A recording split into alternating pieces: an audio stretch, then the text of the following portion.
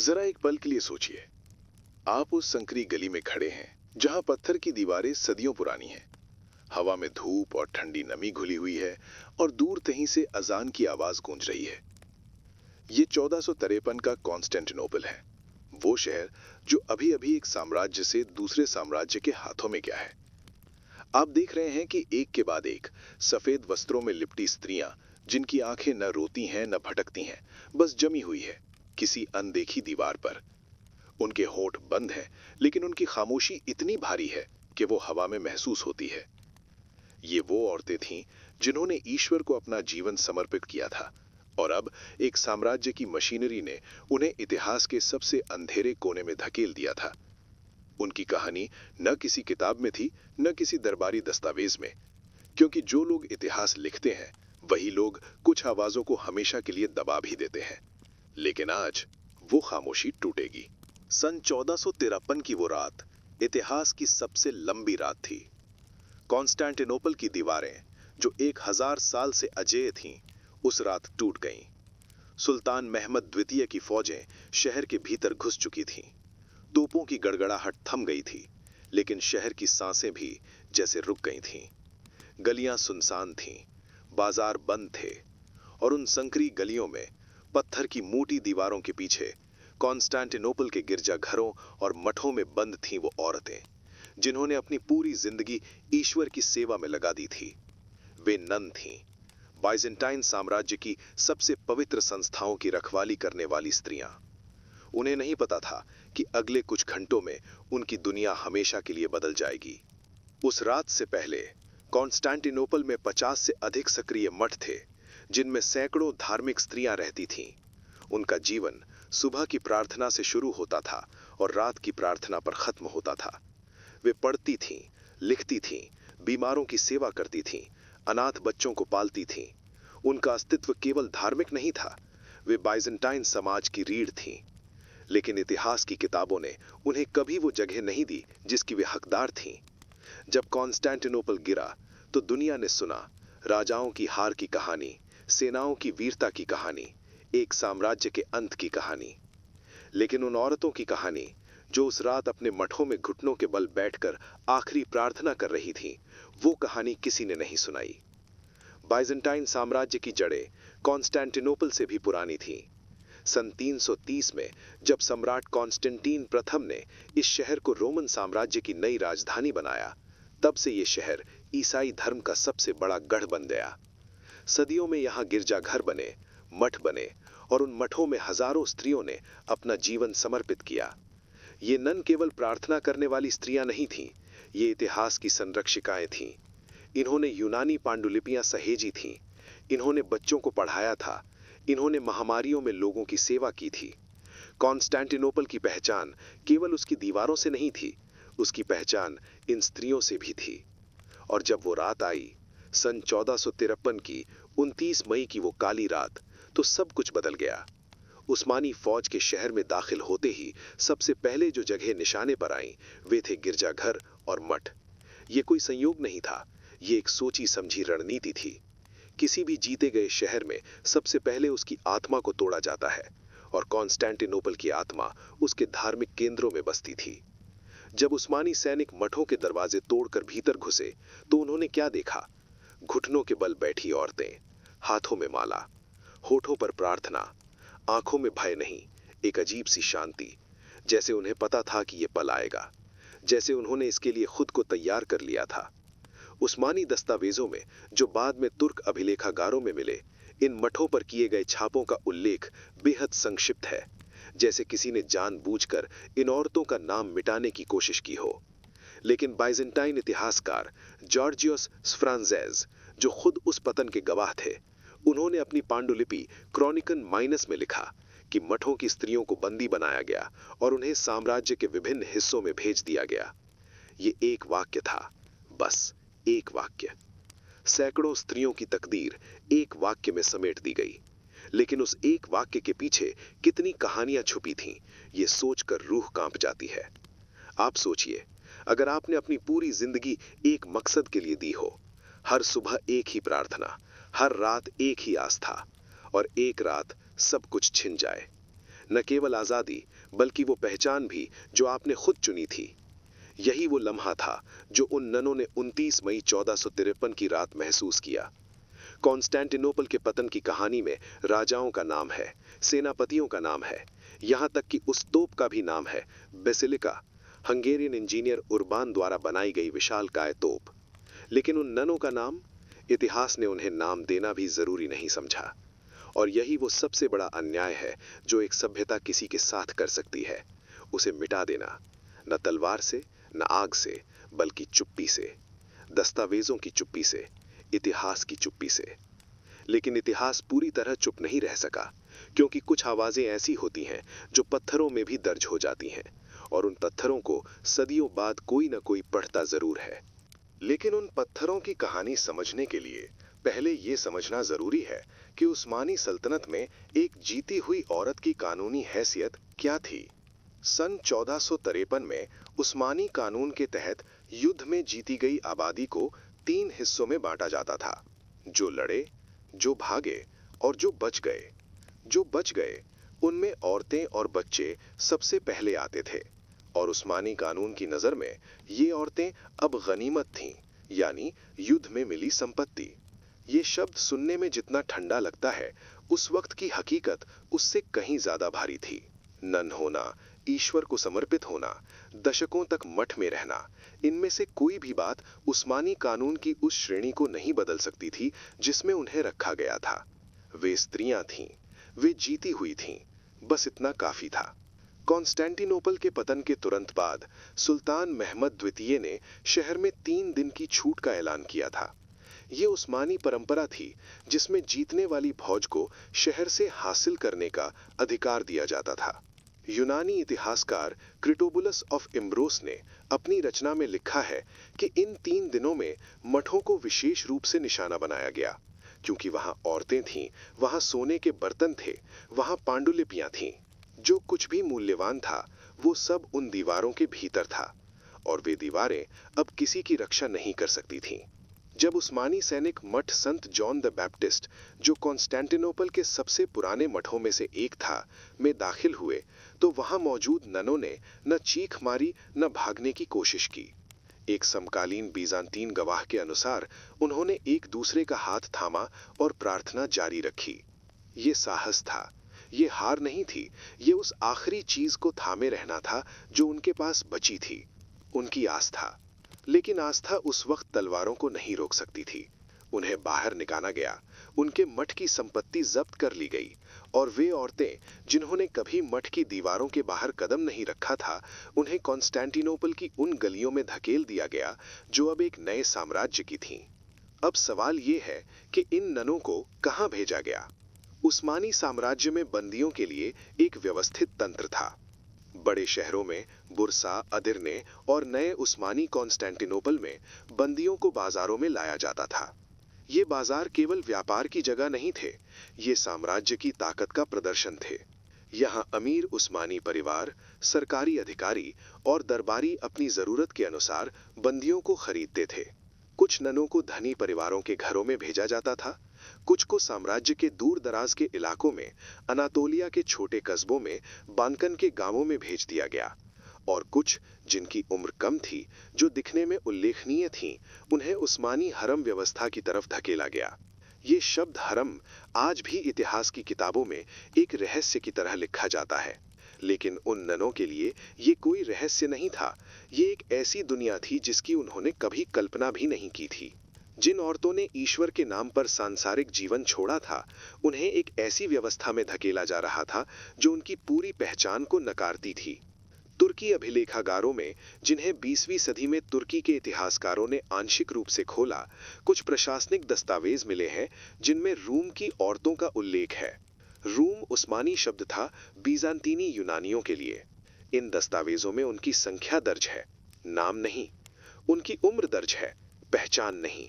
वे संख्याएं थीं, व्यवस्था के लिए बस संख्याएं। और यही वो पल है जहां इंसानी इतिहास का सबसे गहरा दर्द छुपा है, जब किसी इंसान को उसके नाम से नहीं, उसकी संख्या से जाना जाए। आप एक पल के लिए रुकिए और सोचिए कि आप किसी ऐसे इंसान का नाम जानते हैं जो उस रात उन मठों में था? शायद नहीं। और यही इतिहास की सबसे बड़ी चुप्पी है। और यही सवाल, एक नाम का सवाल, वो धागा है जिसे खींचने पर पूरी कहानी सामने आती है। क्योंकि जब इतिहास किसी को नाम नहीं देता तो वो उसे इंसान नहीं मानता, और जब इंसान को इंसान नहीं माना जाता तो उसके साथ कुछ भी किया जा सकता है। उस्मानी सल्तनत की व्यवस्था में इन ननों के साथ जो हुआ वो केवल एक रात की घटना नहीं थी। ये एक लंबी, धीमी और बेहद सुनियोजित प्रक्रिया थी। और उस प्रक्रिया को समझने के लिए हमें कॉन्स्टेंटिनोपल से थोड़ा पीछे जाना होगा, उस वक्त तक जब उस्मानी साम्राज्य ने बाल्कन में अपनी जड़ें जमाना शुरू किया था। सन 1379 में कोसोवो की लड़ाई के बाद उस्मानी सल्तनत ने बाल्कन के बड़े हिस्से पर कब्जा कर लिया था। उस वक्त से ही एक व्यवस्था चल रही थी जिसे देवशिरमे कहते थे, जिसमें जीते हुए इलाकों से बच्चों और नौजवानों को उठाकर उस्मानी व्यवस्था में शामिल किया जाता था।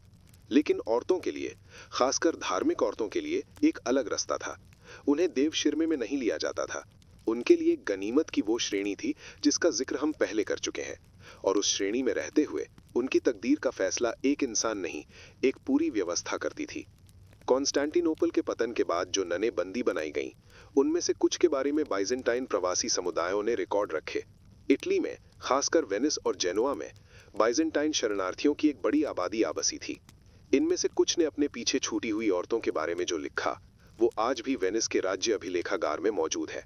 इन दस्तावेजों में एक नाम बार बार आता है, थियोडोरा। थियोडोरा एक नन थी जो कॉन्स्टेंटिनोपल के मठ संत आंद्रेयास में रहती थी। उसकी उम्र उस वक्त लगभग 30 साल थी। वो पढ़ी लिखी थी, यूनानी और लैटिन दोनों भाषाओं में। उसने वेनिस में बसे अपने एक रिश्तेदार को एक संदेश भिजवाया था, किसी व्यापारी के हाथों, जिसमें लिखा था कि उसे एदिर्ने के एक अमीर घराने में रखा गया है। उसने लिखा था, मैं जिंदा हूं, लेकिन जो मैं थी वो अब नहीं हूं। ये वाक्य, बस यही एक वाक्य, उस पूरी त्रासदी को बयान करता है जो हजारों औरतों ने झेली। थियोडोरा का वो संदेश वेनिस पहुंचा। उसके रिश्तेदार ने उसे छुड़ाने की कोशिश की, उस्मानी अधिकारियों से संपर्क किया, पैसे जमा किए, लेकिन जब तक सब कुछ तैयार हुआ, थियोडोरा का कोई अता पता नहीं था। उसे कहीं और भेज दिया गया था, और उस कहीं का नाम किसी दस्तावेज में नहीं था। वो फिर कभी नहीं मिली। थियोडोरा की कहानी अकेली नहीं थी। वेनिस के अभिलेखागार में ऐसे कई संदेशों के टुकड़े हैं, अधूरे, धुंधले, लेकिन दिल को झकझोर देने वाले। एक नन ने लिखा था कि उसे हर रोज एक नया नाम लेने पर मजबूर किया जा रहा है। एक और ने लिखा था कि उसकी साथिन ने एक रात खुद को एक कमरे में बंद कर लिया और किसी ने दरवाजा नहीं खोला। इन संदेशों में विवरण नहीं था, क्योंकि विवरण लिखना खतरनाक था, लेकिन जो लिखा था वो काफी था, ये समझने के लिए कि उन औरतों की दुनिया किस तरह टुकड़ों में बिखर रही थी। उस्मानी व्यवस्था में एक बंदी औरत के लिए धर्म बदलना अक्सर आजादी का रास्ता बताया जाता था। अगर कोई इस्लाम कबूल कर ले तो तकनीकी रूप से उसकी हैसियत बदल सकती थी, लेकिन ये रास्ता भी असल में एक जाल था, क्योंकि धर्म बदलने के बाद भी उनकी व्यावहारिक जिंदगी शायद ही बदलती थी। वो उसी घर में रहती थी, उसी दर्जे में रहती थी। फर्क बस इतना होता था कि अब उनकी पुरानी पहचान का आखिरी निशान भी मिट जाता था। और यही वो लम्हा था जो उन ननों के लिए सबसे भारी था, क्योंकि उन्होंने जो पहचान चुनी थी वो केवल एक नाम नहीं थी, वो उनकी पूरी आत्मा थी। लेकिन क्या सभी ने वो रास्ता चुना? नहीं। और यही इस कहानी का वो मोड़ है जहां इतिहास एक अलग रंग लेता है। और वो मोड़, वो इतिहास का वो अनदेखा मोड़ उन औरतों की कहानी में छुपा है जिन्होंने नहीं कहा, जिन्होंने हर दबाव के बावजूद अपनी पहचान को थामे रखा। ये कोई बड़ी बगावत नहीं थी, कोई तलवार नहीं उठाई, कोई फौज नहीं बनाई। ये बगावत थी एक नाम की, एक प्रार्थना की, एक खामोश इनकार की। और इस इनकार को समझने के लिए हमें उस व्यवस्था के भीतर झांकना होगा जो उन पर थोपी गई थी। उस्मानी सल्तनत में बंदी औरतों को जिन घरों में रखा जाता था, वहां उनसे एक काम सबसे पहले करवाया जाता था, अपना नाम बदलना। ये केवल एक औपचारिकता नहीं थी, ये एक मनोवैज्ञानिक हथियार था। जब कोई इंसान अपना नाम छोड़ता है तो वो अपनी पहचान का सबसे पहला और सबसे गहरा हिस्सा छोड़ता है, और उस्मानी व्यवस्था ये जानती थी। इसीलिए नाम बदलवाना सबसे पहला कदम था, बाकी सब बाद में आता था। लेकिन कुछ ननों ने यह कदम उठाने से इनकार कर दिया। वेनिस के अभिलेखागार में एक और दस्तावेज है जिसे इतिहासकार स्टीवन रंसीमैन ने अपनी रचना द फॉल ऑफ कॉन्स्टेंटिनोपल में संदर्भित किया है, जिसमें एक नन का जिक्र है जिसने अपना नाम बदलने से बार बार इनकार किया। उसे हर बार नया नाम दिया जाता था और वो हर बार उसे अस्वीकार कर देती थी, खामोशी से, बिना किसी नाटक के, बस नहीं। ये खामोश इनकार इतना असरदार था कि उस घर के मालिक ने उसके बारे में एक शिकायत दर्ज करवाई, जो आज भी उस्मानी अदालती रिकॉर्ड के टुकड़ों में मौजूद है। शिकायत में लिखा था कि ये औरत अपनी पुरानी रीतों पर अड़ी हुई है और किसी भी नए नाम को स्वीकार नहीं करती। ये शिकायत, जो उसे कमजोर दिखाने के लिए लिखी गई थी, असल में उसकी ताकत का सबूत बन गई, क्योंकि एक साम्राज्य को एक औरत के नाम से डर लग रहा था। ये केवल एक औरत की कहानी नहीं थी। पूरे उस्मानी साम्राज्य में बाल्कन से लेकर एनातोलिया तक ऐसी औरतों के बारे में बिखरे हुए संदर्भ मिलते हैं, जिन्होंने अपनी आस्था को किसी न किसी रूप में जिंदा रखा। कुछ ने रात के अंधेरे में प्रार्थना जारी रखी, कुछ ने अपने बच्चों को, जो उस्मानी घरों में पैदा हुए थे, चुपके से बजेंटाइन प्रार्थनाएं सिखाईं। कुछ ने अपने कपड़ों के भीतर छोटे छोटे क्रॉस छुपाए, लकड़ी के, पत्थर के, कभी-कभी बस उंगली से जमीन पर खींची गई एक लकीर। यह प्रतिरोध इतना सूक्ष्म था कि व्यवस्था उसे पकड़ नहीं सकती थी, और यही उसकी ताकत थी। सन 1460s के दशक में कॉन्स्टेंटिनोपल के पतन के लगभग एक दशक के बाद उस्मानी साम्राज्य के कुछ प्रांतीय गवर्नरों ने केंद्र को रिपोर्टें भेजी, जिनमें लिखा था कि कुछ बंदी औरतें पुरानी रीतों का पालन कर रही हैं और इससे स्थानीय व्यवस्था में अशांति फैल रही है। ये अशांति क्या थी? एक औरत का रात को होंठ पर उंगली रखकर खामोश प्रार्थना करना, एक औरत का किसी मृत साथी के लिए आंसू बहाना और उस आंसू में एक पुरानी भाषा का शोक गीत गुनगुनाना।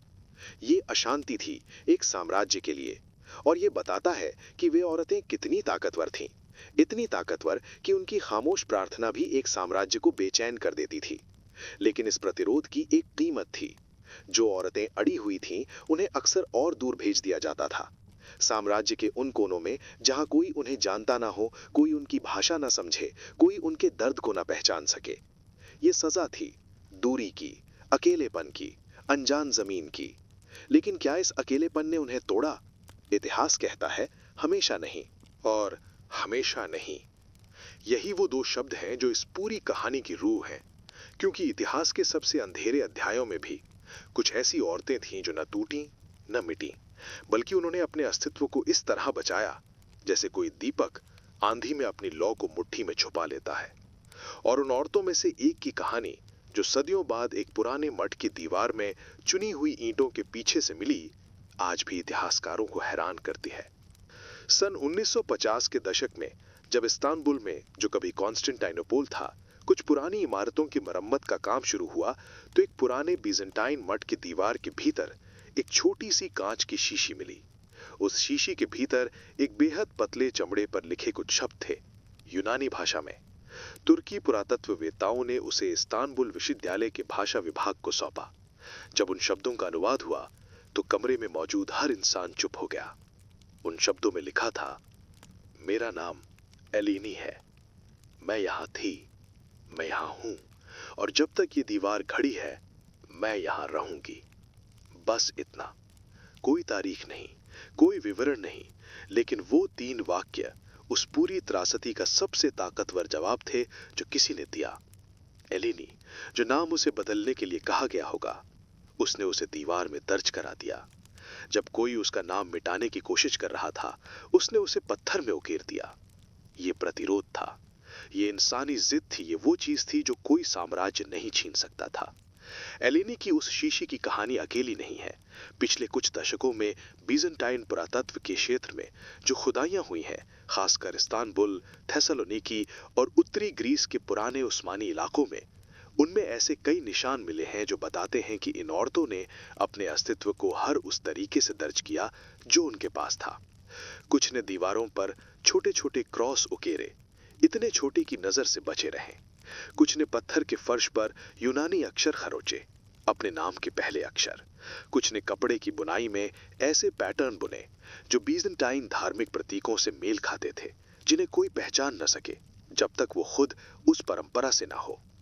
ये सब कुछ एक इंसान की उस गहरी जरूरत की गवाही है जो हर दौर में, हर जुल्म में जिंदा रहती है।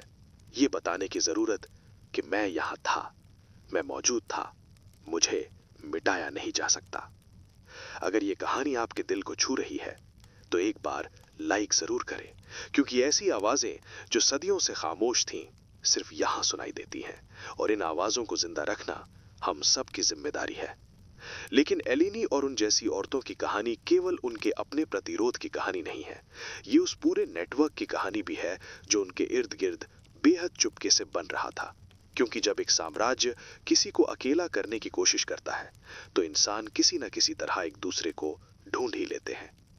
कॉन्स्टेंटाइनोपल के पतन के बाद जो बीजेंटाइन समुदाय बिखर गए थे वो पूरी तरह टूटे नहीं थे। वेनिस में, जेनोआ में, रोम में और यहां तक कि उस्मानी साम्राज्य के भीतर कुछ इलाकों में जहां यूनानी आबादी को सीमित स्वायत्तता मिली हुई थी, एक अदृश्य धागा खिंचा हुआ था। इस धागे के जरिए खबरें पहुंचती थीं, पैसे पहुंचते थे और कभी कभी, बहुत कम बार लेकिन कभी कभी, कोई औरत इस धागे के सहारे अपनी कैद से बाहर निकल आती थी। यह आसान नहीं था, यह खतरनाक था, लेकिन यह हुआ। और जब हुआ तो उन औरतों ने जो पहला काम किया वो था अपनी कहानी सुनाना, ताकि जो पीछे रह गई थीं उन्हें भुलाया न जा सके। और उन औरतों ने जो कहानियां सुनाई वे केवल दर्द की कहानियां नहीं थीं, वे सबूत थीं, जीती जागती सांस लेती हुई सबूत। जब कोई औरत उस्मानी कैद से निकलकर वेनिस या रोम पहुंचती थी तो वहां के बीजेंटाइन समुदाय के धर्मगुरु और विद्वान उसकी गवाही को लिखते थे। ये काम बेहद सावधानी से किया जाता था क्योंकि उस्मानी साम्राज्य के जासूस यूरोपीय शहरों में भी मौजूद थे। इसलिए ये गवाहियां अक्सर धार्मिक दस्तावेजों के भीतर छुपाकर लिखी जाती थीं। किसी संत की जीवनी में, किसी प्रार्थना पुस्तक के हाशिए पर, किसी मठ के वार्षिक रिकॉर्ड में। ये एक अदृश्य इतिहास था जो दिखता नहीं था लेकिन था। और आज जब आधुनिक इतिहासकार इन दस्तावेजों को खोलते हैं तो उन्हें उन औरतों की आवाजें मिलती हैं जिन्हें सदियों पहले चुप कराने की कोशिश की गई थी। इन गवाहियों में से एक, जो रोम के वेटिकन अभिलेखागार में आज भी सुरक्षित है, एक ऐसी नन की कहानी बयान करती है जिसका नाम मारिया था। मारिया कॉन्स्टेंटिनोपल के मठ संत थियोडोसिया में रहती थी, वही मठ जो अपने गुलाब के बाग के लिए मशहूर था और जो 29 मई 1453 की सुबह उस्मानी फौज के रास्ते में सबसे पहले आया था। मारिया उस वक्त 35 साल की थी। वो मठ की मुख्य लिपिकार थी, यानी वो औरत जो सभी धार्मिक पांडुलिपियों की नकल उतारती थी और उन्हें सहेजती थी।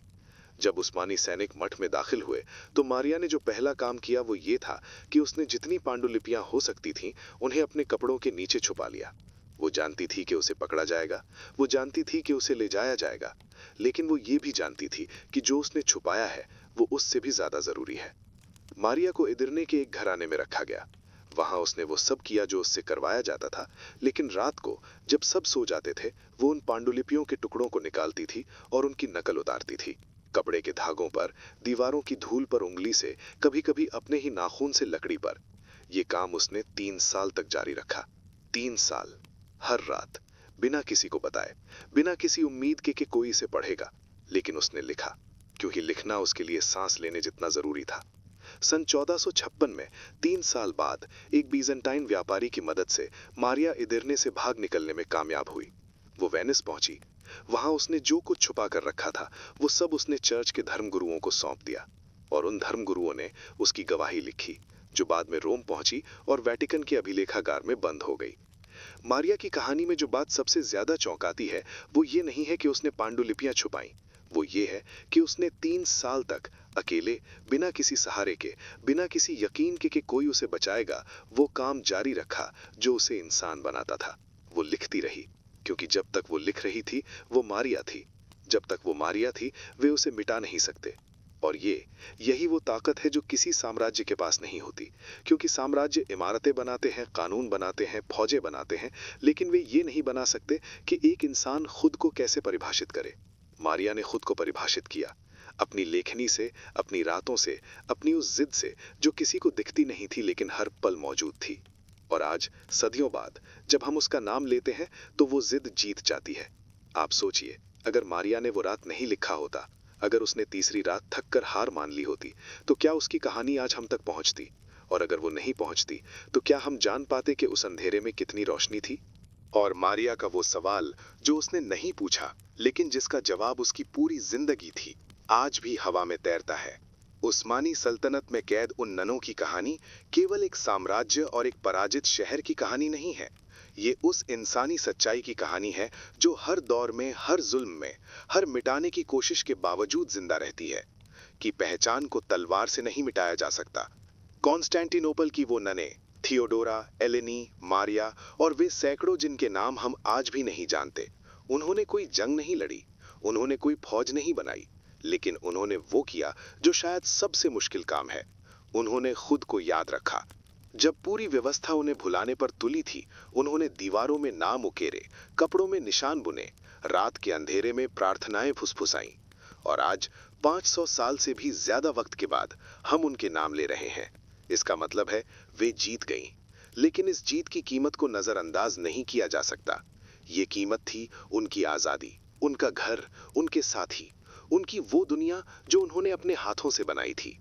और ये कीमत किसी एक इंसान ने नहीं ली थी, ये एक व्यवस्था ने ली थी, एक साम्राज्य ने, एक उस कानून ने जो औरतों को इंसान नहीं संपत्ति मानता था। इसलिए इस कहानी में कोई एक खलनायक नहीं है। खलनायक वो सोच है जो किसी इंसान को उसके नाम से नहीं, उसकी उपयोगिता से परिभाषित करती है। और ये सोच दुखद रूप से केवल उस्मानी सल्तनत की नहीं थी। ये सोच इतिहास के हर उस साम्राज्य में मिलती है जिसने जीत को ताकत समझा और इंसान को संसाधन। इतिहास ने इन औरतों के साथ जो सबसे बड़ा अन्याय किया, वो ये नहीं था कि उन्हें कैद किया गया। सबसे बड़ा अन्याय ये था कि उन्हें भुला दिया गया, कि उनकी कहानी को इतिहास की मुख्य धारा से काट दिया गया। कि जब भी कॉन्स्टेंटिनोपल के पतन की बात होती है, राजाओं के नाम आते हैं, तोपों के नाम आते हैं, सेनाओं के नाम आते हैं, लेकिन उन औरतों का नाम नहीं आता जिन्होंने उस रात सबसे ज्यादा खोया। ये चैनल उन्हीं आवाजों के लिए है जिन्हें इतिहास ने चुप कराने की कोशिश की। और जब तक हम इन कहानियों को सुनाते रहेंगे, वे आवाजें जिंदा रहेंगी। आपसे एक सवाल है, और ये सवाल मैं सच में जानना चाहता हूं। अगर आप उस वक्त होते, उस रात, उस शहर में, उस अंधेरे में, तो आप क्या करते? कमेंट में बताइए। क्योंकि इतिहास केवल किताबों में नहीं होता, वो हमारे भीतर होता है। और जब हम उसे महसूस करते हैं, तभी वो सच में जिंदा होता है।